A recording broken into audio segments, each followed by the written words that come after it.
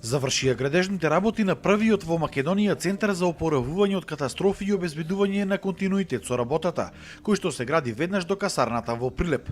Досегашната инвестиција чини 3,4 милиони евра, а вкупно за реализација на целиот проект ќе бидат инвестирани околу 11 милиони евра, пари обезбедени од Европската унија преку ИПА програмата.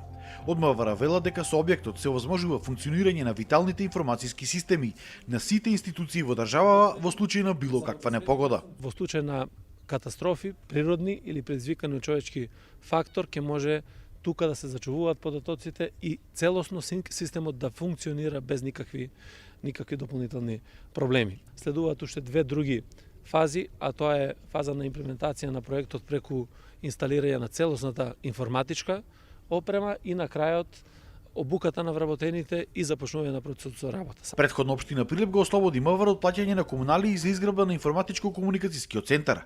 Се очекува објектот да започне со работа некаде во јуни 2020 година.